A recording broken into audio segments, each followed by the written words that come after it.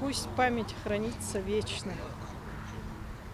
В память о тех, кто, защищая нашу Родину, ушли.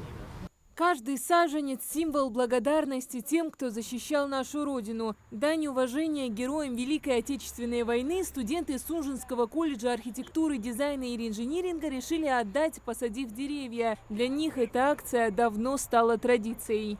Мы находимся на территории, где у нас расположен сад. И мы хотим дополнить этот сад еще декоративными и плодовыми растениями в память о погибших в Великой Отечественной войне, в память о тех, кто сегодня исполняет свой воинский долг в специальной военной операции.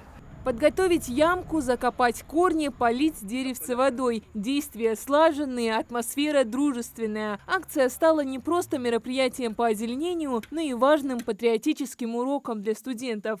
Это военно-патриотическое воспитание подрастающего поколения. Чем больше у нас будет таких площадок, тем больше мы вложим в подрастающее поколение патриотизма. К предстоящей годовщине 80 лет Победы было посажено 80 деревьев. Учащиеся отнеслись к этому делу серьезно. Каждый из них надеется внести свой вклад в сохранение памяти о защитниках Отечества. Сегодня мы решили посадить деревья, растения, чтобы это было, так скажем, для нашей природы и почтить память наших отцов.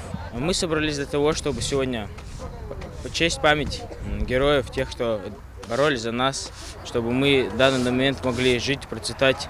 В рамках федеральной акции «Почтить память солдат 40-х» и возложить цветы к памятнику приехало много гостей. Среди них и ветераны боевых действий, на которых учащиеся смотрят с восхищением и трепетом.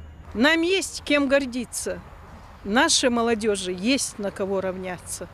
Поэтому мы сегодня с гордостью и с честью вносим такой скромный вклад в память о наших предках. Быть воином – это вечно. И сегодня эти слова звучат как никогда актуально.